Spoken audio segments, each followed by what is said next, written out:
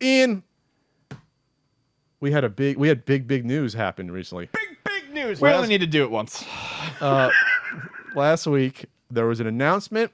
We knew it was coming. The Intellivision Amico is a proposed console that was set to come out October 10th, 2020. We're recording this on Wednesday, August 11th, 2021. Do we really have to go through the 10 months later, there might be someone new to this. 10 months later, this console is not out. Now, it's been officially delayed now for the third time. Originally, it was delayed until April 2021. Then they delayed that until October 10th, 2021. And now there's been another delay that happened on Friday.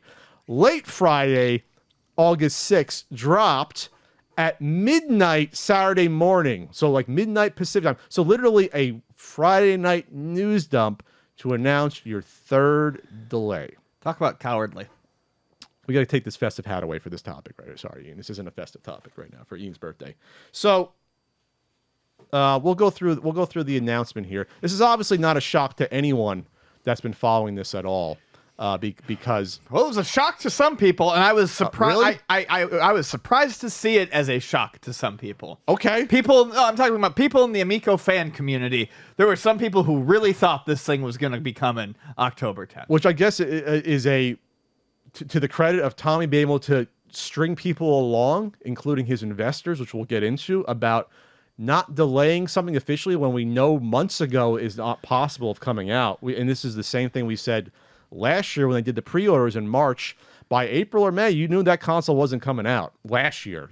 You have to have your console ready to go, nothing out of the ordinary, no looking for parts, no FCC compliance issues, everything good several months ahead of your launch. It has to be 100% just about buttoned up. You got to be buttoned up. All right, so read the announcement or do the announcement parts that we got to start dissecting this. We're gonna go through the announcement first right now. There was a double send. I get these sent double. Initially, especially on Atari Age, there was a paragraph repeated during the announcement. Real professional PR. We've seen spelling errors and grammar errors as well. On Atari Age, it was posted with a double paragraph, but whatever. The team at Intellivision has been working tirelessly to bring Amico, our family-focused entertainment system, to eager households around the world. Fun. We've grown to a stable and strong company of more than 60 passionate team members spanning 3 continents, representing some of the industry's best talent, 600 years of talent. They were making games back in the Middle Ages. Did you know that? All of us are extremely excited to share Amico with you. We originally planned to launch Amico in the fall of 2020, but had to adapt during the midst of the global pandemic disrupting our production. They haven't adapted yet. If they adapted, it'd be out by now. Yes, they have not. They have very clearly failed to adapt. Despite our best efforts and now facing new unprecedented international component supply and logistics challenges beyond our control, we want to apologize as we are forced to push our desired launch yet again. Okay. I want to first say real quick, what was the line? They've done everything in their ability basically to do this. They haven't. It's been said that there was an opportunity to get these made, but it was more expensive. The word was this. The word on the streets are saying this. That they could have locked down components for this console pre-pandemic, but the decision was made by the CEO, Tommy Tallarico, to put it off in the hopes of getting better prices. Then the pandemic happens. Now it's hard to get some of this stuff, and now your profit margins now are less and less. Better prices on profit margins he had already spoken about being ludicrously high. Yes. This is pure greed. This is greed. They're making their money off their console here. This is not something people do. Almost never in the history of consoles are you making almost all your profit off of the hardware, not the software here, especially for a new console. So he bragged about, this is why our retailers are going to like us, because we're making a huge profit margin on these consoles versus the other hardware out there like the Switch and the PS4 and 5s and where there's minimal. This is something that always has rubbed me the wrong way, that he thinks this is something any of us need to care about. No. It makes you look worse. The bragging about the profit margins the retailers are going to get just shows that you actually don't care about what happens to this once it gets into people's hands. You don't care about the consumers at all. If you care about the consumers, you try to do a reasonable profit margin. I'm not saying you can't make any money, but to gouge the consumer and brag about it means you're just greedy. You're not just greedy. You're setting this up for a strange expectation, and then you get attacked because remember this was supposed to be $150 to $180 originally. Yes. Now when you balloon in price over $100 more, you can't explain it away because now it's just like, well, we want to make the money up front. Right. Not on the software. We want to make the money on the hardware to make sure we have you your money. You want the optics of being a big boy toy that can compete with the big boys, so it's got to cost that much. Which is also strange because you'd think that selling your console at a smaller profit, not saying you got to take a loss. Obviously, you're a startup. You'd have your customer probably be more willing and have extra cash to buy the software on top too. So it's almost like you're shooting yourself in the foot. You're going to have less people buy it overall, but now they're going to have less money to buy the software anyway. And if you have less software support, you have less devs then that are going to make games for your platform. So it's a really short-sighted, stupid, and I mean idiotic business decision to jack the price of your console by nearly 100%.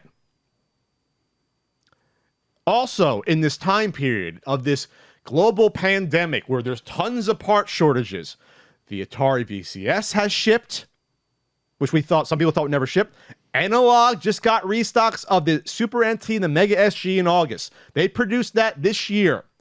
The Analog Pocket's set to come out. The Playdate is being produced. The Pocket is the only thing I would not use as an example because we don't know yet. But the Playdate's coming out. The Playdate, the restocks. Steam Deck is being produced. Switch OLED is coming out this year.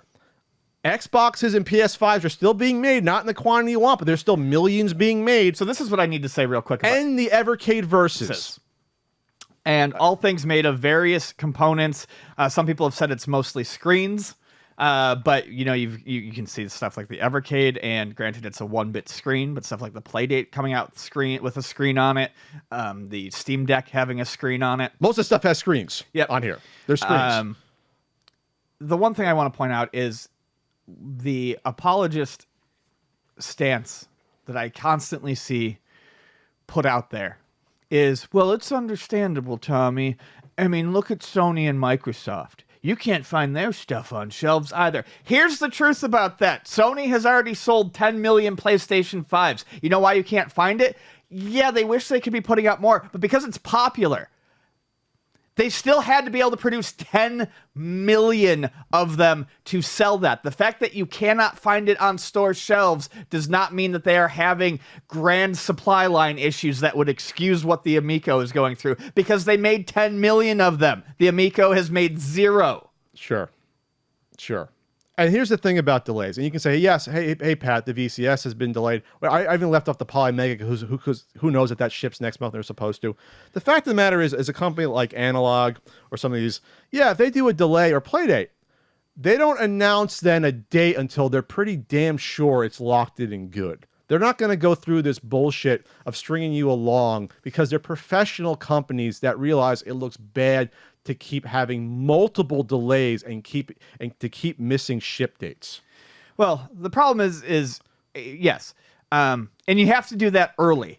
Sure. They did not do that early with this. So this announcement closes with them promising to attempt their best to get as many pre-orders into the hands of people as they can by the end of the year. Yeah, we'll go back to this email. The founder editions, which is ludicrous. Okay, so they were kind of damned if they do, damned if they don't here. But by not announcing a date at the third delay, it looks real bad. That says we have no idea what's going on. This is indefinitely delayed. However, they can't say that though. By using the language, because he's got to put something in there to make it seem like they're going to get them soon.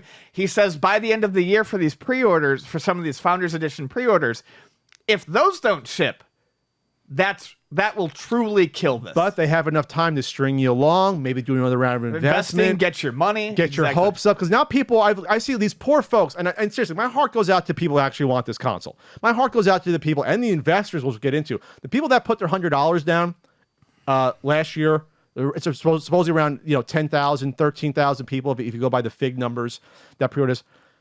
They're getting strung along, and now they're at a point where, wow, I hope I get this for Christmas. You ain't getting it for Christmas. It had to be in production already to get it for Christmas. The amount of optimistic people who took we hope to have pre-orders out by the end of the year, as you will have your system by Christmas, was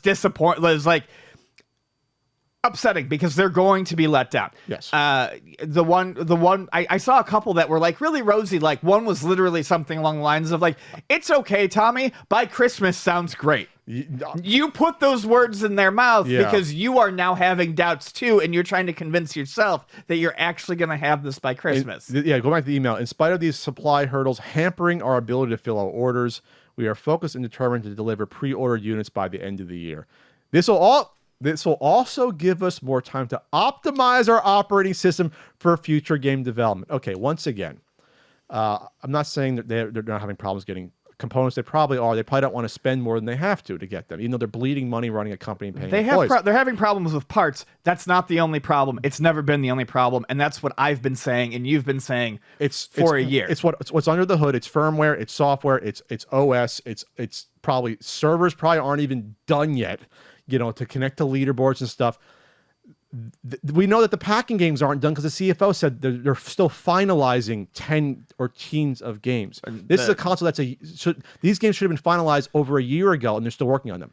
So this actually, in a weird way, buys them more and more time, even though they're bleeding money, to actually finish the software and firmware dev that's hampering them. Right. I believe that there could be part issues. They admit it here, that you're still optimizing your OS almost 10 months after your first launch date was missed. But I think and really I'm just repeating myself at this point, but this is really what I want to focus on. And this is where people who are so enamored with him need to be asking the questions. He will tell you all day long that if the parts were available, this would have released on time last year.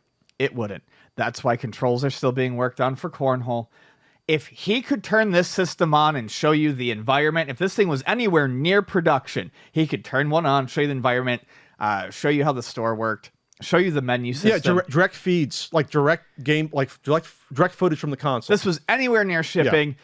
Review units would be, not review units, but demo units would be sent out. They wouldn't have to be small gatherings at a Crayola experience where he's there watching everything.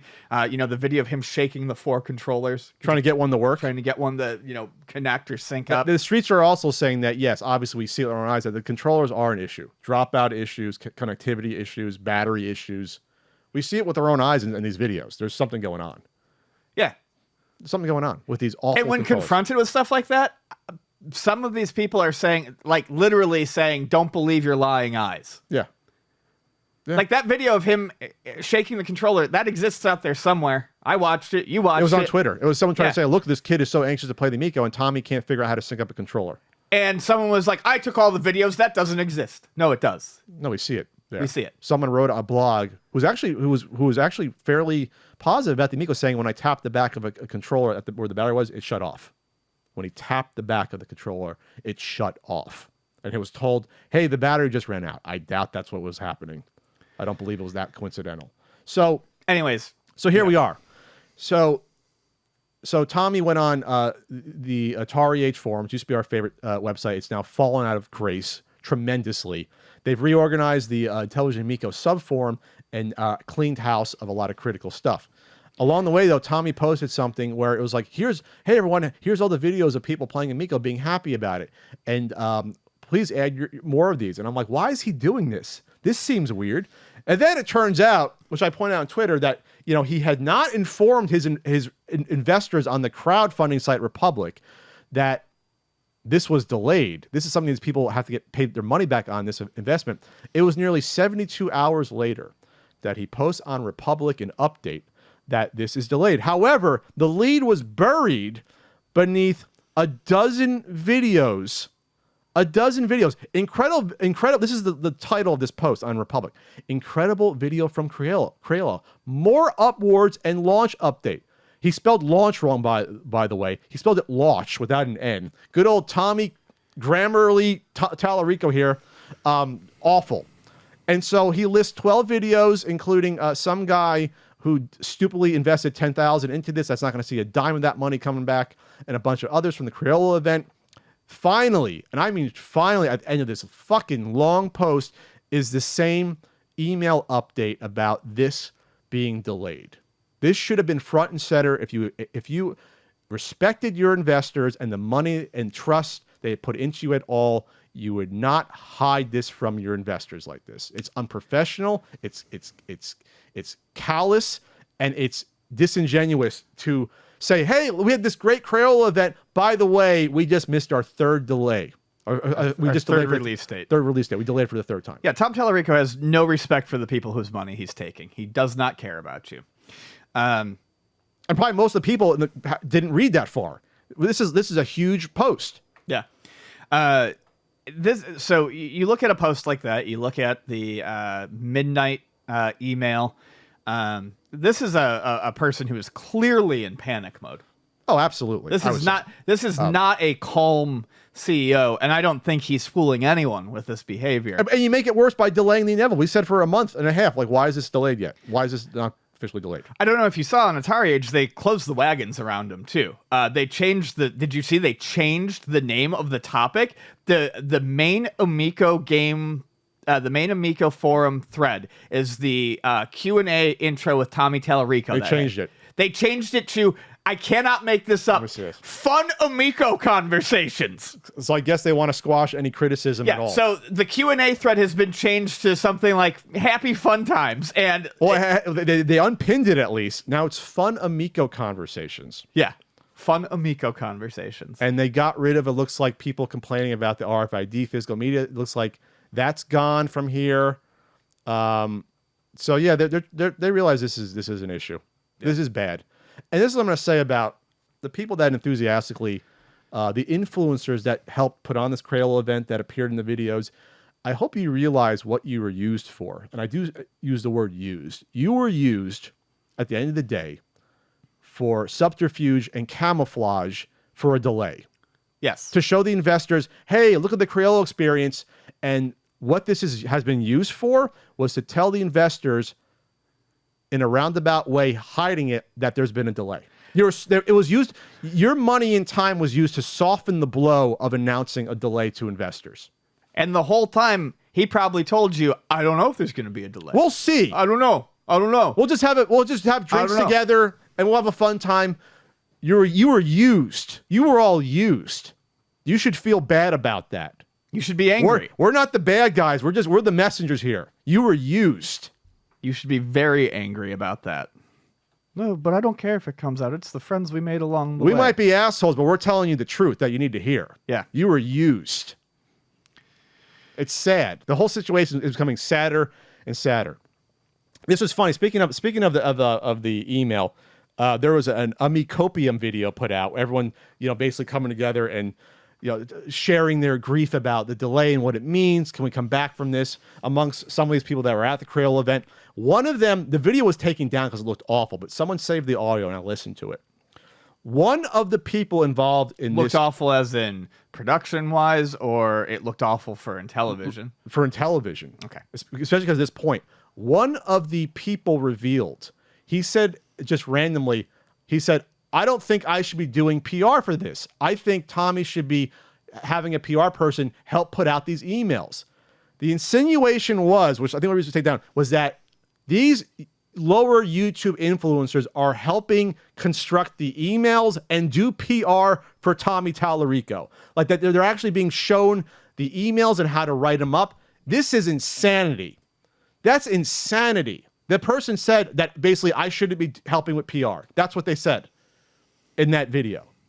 You have a multi-million-dollar company startup, a multi-million-dollar startup that you're running PR messaging through YouTubers that you're trying to pal around with, or I can't even make a joke about that. You can't even make a joke. No, you can't make a joke. This is clown shit going on, but by the person running the company. Supposedly the word is, and we've seen the split. There's now this is great. This is like politics now. There is a Amico faction of the Intellivision team that is like Tommy centric, and the business side that's non-Tommy centric, which is why you've seen the engineer do an interview. You've seen the CFO do the interview. There's now a split of teams now internally, which is always good for a startup, where, basically trying to get not have the company rally around Tommy because it's been a disaster and actually try to do a professional job and get out a product. Unfortunately, you should have cut Tommy off at the knees a year and a half ago. It's now too late. Tommy's the face of the product and is inextricably tied to the product. Inextricably linked. Inextricably linked. Yes. To the product. You can't undo that. It's done. It's done. So now you got to sell the Amico and Tommy Tallarico, and that's going to be a hard sell. They're tied together right now. So it's bad. So they're going to try to do probably another round of funding. That's what the CFO said, to keep the company afloat. We had percentages on this coming out early in the year. Obviously, we were both far too generous on those percentages. Now, I think we were going to start entering the territory of, if this ever is released to the backers at all, I think we're getting to that point where we can start shifting the conversation to that, where it's no longer, well, is this going to come out by spring 2021? Now it's like, is this going to be released next year at all? I think we're going to start having those conversations. You think they'll get something out eventually? No, I mean, I texted you the other night. I said it was like Thursday or something. I texted Friday at midnight. Yeah, I'm sitting there, and it's was probably high, just ruminating over things. But I was reading through some of the responses, and what I noticed was a lot of people suddenly started having the realization that we've talked about for a long time. A lot of people in who are very into the Amico, who want the Amico, that none of this is lining up with just a parts problem. That this is lining up with a software. This is software issues. General controller issues, like all sorts of problems. It's not just a parts issue. The stuff that's been pointed out by people that are reasonable and rational, but okay. That was the little lie that was told last year when it made sense, and they still haven't been able to get their shit together 1 year later. Yeah, they weren't hiring firmware devs summer of 2020. It was for accessories they were working on. Yeah, tons of accessories. Probably like a steering wheel, a fishing controller, whatever. Someone on the Atari Age message board said, "Hey, Tommy, can you make a Pop-O-Matic bubble for it? Wouldn't that be something?" Yeah, software devs are, like that's that.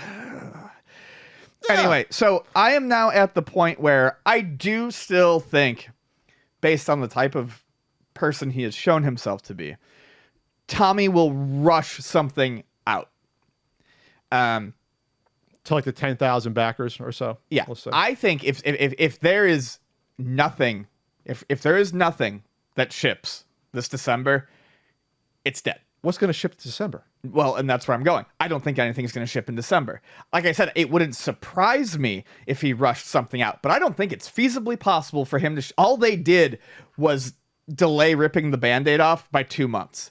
2 months is not going to fix this. But it's not going to fix your controller issues. It's not going to fix your game dev problems. It's certainly not going to get your parts and get you into manufacturing. But they had to be manufacturing now to reach December. Yes, that's what I'm saying. So, I mean, it's not going to do anything. So unless they hand assemble 500 units and send them out. Send them out to the YouTuber influencers, send them out. Nothing is going out. They ain't sending them out to real websites like IGN. They're not going to they're not going to send one to Jeff Keighley like Playdate did. It'll get ripped apart. They ain't doing that.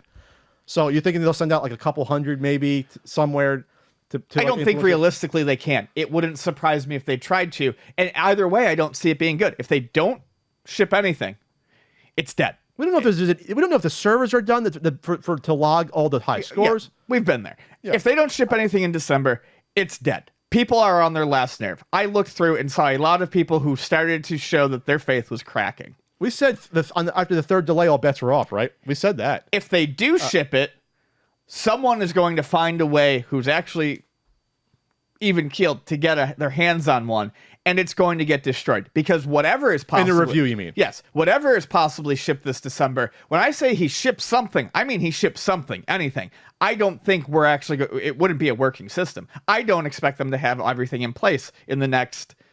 5 months? It would be as 4 months? It'd be as functional as what you see at the Crayola. You're not maybe connected to the internet at all. It's going to load up the games that are already on it, sync up a controller that hopefully works. Here's your 5 pack-in games, or maybe they'll surprise announce the 6th one and they'll put them all on there and they'll be like, stay tuned for the shop, and the shop never comes. And we'll give you a firmware update and a software update when it's available several months later to make it functional. That never materializes.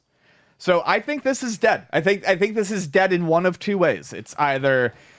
they don't ship anything, and the interest just craters. That's somehow worse than not putting it out at all, just refunding people their money. No, I think it is too. I think it's much worse, and I think that's honestly where because you'll have people then they'll get people's money for the full $250 because right now it's $100. He can't help himself. He's got to show himself. But at some point, the money people got to say, this is insane. We got to cut this off. We don't have money to run this company anymore. Someone's got to be the adult. Yes, but I don't see anyone being an adult around Tommy. Or what's would have happened by now. Yes. That's my point. That's what I'm trying. Too late. Yes. It's too late for everything. Late. I don't think I think no matter what road this goes down right now, there is no path to success. It's bad or worse, basically. Right. To me, the worst thing is that it comes out and then you have unfinished product and people are pissed off. I say refund their money and close up shop. That's what I would do. Release the games as software on the Switch. If you got the money into Astro, put the games on the Switch, let people enjoy them, make a little bit of money. You're not going to recoup all your lost money.